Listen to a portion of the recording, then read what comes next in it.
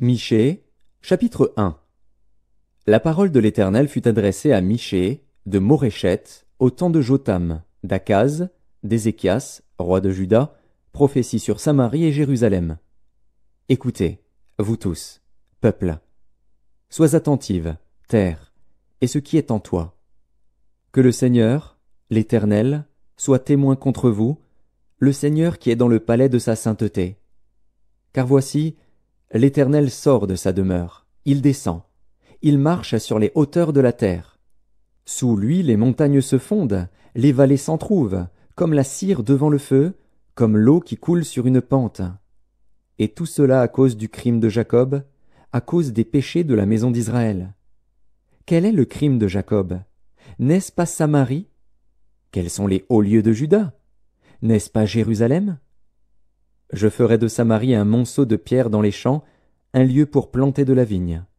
Je précipiterai ces pierres dans la vallée, je mettrai à nu ses fondements.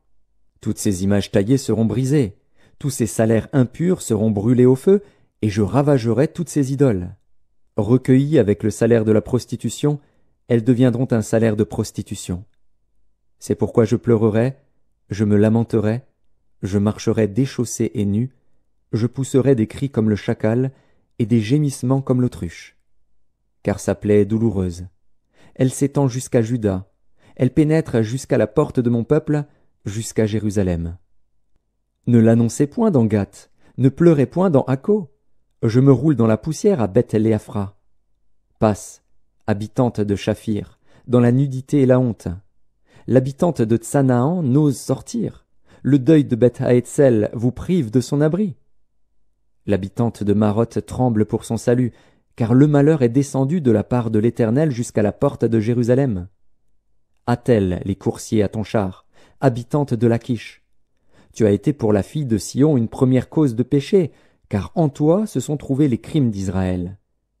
C'est pourquoi tu renonceras à Moréchet-Gath. Les maisons d'Aksib seront une source trompeuse pour les rois d'Israël. Je t'amènerai un nouveau maître, habitante de Marécha. La gloire d'Israël s'en ira jusqu'à Adulam. Rase-toi, coupe ta chevelure, à cause de tes enfants chéris.